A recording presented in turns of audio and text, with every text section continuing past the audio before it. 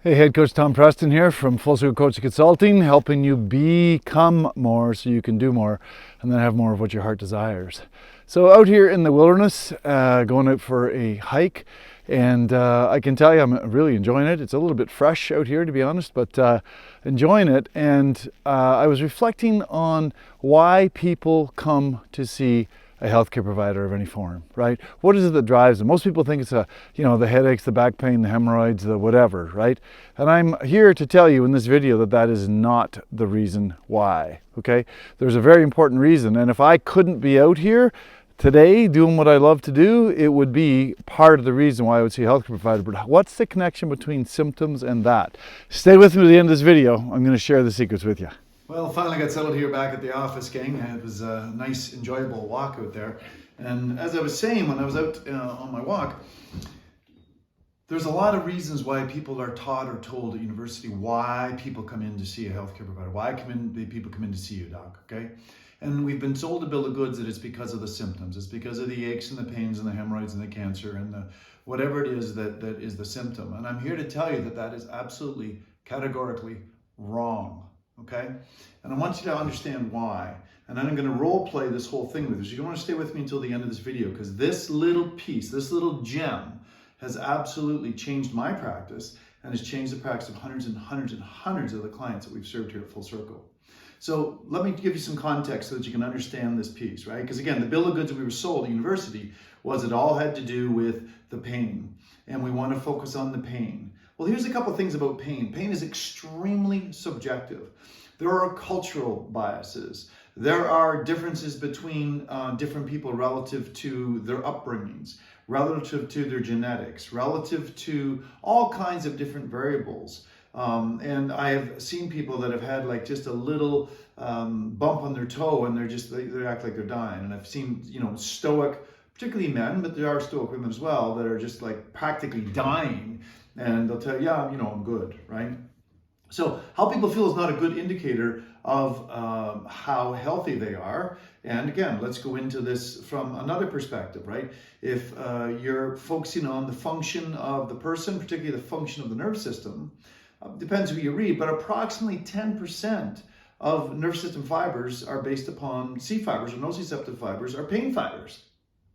So if you're judging the health of the person based upon the health of their nervous system, you're only looking at 10% when you're focused on symptoms. So that seems like a fail.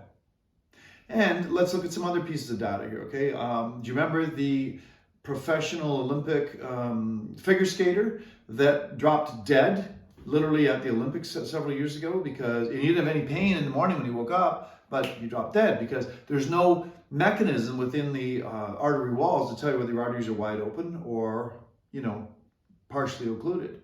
But he went to the point where they were completely occluded, had a heart attack, and died. And statistically, 40% of North Americans die of the first heart attack. So the first warning sign they have, relative to just paying attention to symptoms, is they die. Well, that's a hell of a warning sign, gang, right? So again, this whole bill of goods we've been told and bought into that it's all about how people feel, and that's what drives people to see us. Absolute hogwash. Pain is not a good indicator of health. If you're focusing on people's health, then you don't want to be focusing on their pain. So what is it that drives people in to see us? Well, it's things that how the symptom, the lack of function is interfering with something they value, all right? Context here. Your values are influencing everything you think, say, and do, whether you're aware of it or not. Let me say that again. Your values are impacting and influencing everything you think, say, and do, whether you're aware of it or not, okay? So all you got to do, what Ralph Waldo Emerson, the great philosopher, said, that your actions speak so loudly I can't hear the words you say. What he was driving at was basically values. If you want to understand what somebody values, watch how they live their life, right? Someone says to me, say, hey, how's it going, Tom? What's going on in your world? The very first thing that I start talking about is my family. Why is that? Because I value that. If you're looking for where I'm investing my time, my energy, my money, it's in my family, in my children, my grandchildren, my son-in-laws, my extended family, my nieces and nephews. That is a very high value for me, and so you can look at my behavior and see what it is. So watch what's really driving people in to see us. If I'm out for a hike and I've got low back pain and I can't enjoy the hike, or I can't, finish the hike or whatever, don't even feel like going out for the hike, I am going to go and see a healthcare provider if I can't do something about it myself.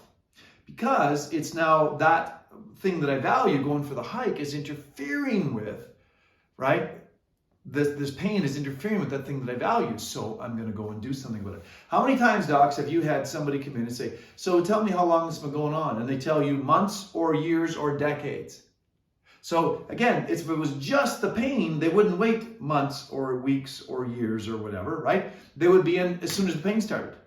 But they don't do that because commonly the pain or dysfunction is not interfering with something they value yet. So as a result of that, they're not coming in to see you, right? So again, there's a very simple little system we have at Full Circle that will basically be a game changer for you when you understand the context of this and you learn how to do this little piece and you add it to your intake visits. Going to be a game changer for you. So let's go downstairs. Let's go down to the adjusting area I have, and let's see how this actually gets communicated to somebody. All right? All right, so let's just role play what this might look like, because again, they're not coming in for why you think, and let me demonstrate what this could go like. Okay, so again, Full Circle, we don't believe in scripts, we believe in templates. So Tally is here today, and she's got some problems with headaches. So let's just see what this could sound like. So, okay, well, Talia, nice to see you today. Yes, you too. I understand from the history form that my staff gave me that you've been having some troubles with headaches. Is that right? Yeah. How long has this been going on? A couple months. A couple of months? Mm-hmm. Was there any specific thing that brought it on that you're aware of, or did it seem to just kind of come on its own? Just kind of happened. It's kind of happened, eh? Yeah. Okay, so here's the question I have for you, Talia, right? A lot of people that have different aches and pains and stuff that come in to see us, but it's usually what that thing is interfering with that they really value, or that's interfering with something that's important to them in their life, that is really what tripped them in. Because you said it's been a few months now, right? Mm-hmm. So why didn't you come in right away? I thought they would just go away. Yeah, that's what most people think, right? They would just go away on their own, but they didn't, right? Mm-hmm. And so what is this interfering with, Talia, that you value? my school. Tell me about that. Like studying and online learning. I'm on the computer a lot, so the headaches don't make it any easier. Right. And so you're concerned that you might not be able to study as effectively, which means you might not get your grades, which means you might not get your degree, which there's a whole ripple effect, right? Yeah. Okay, great.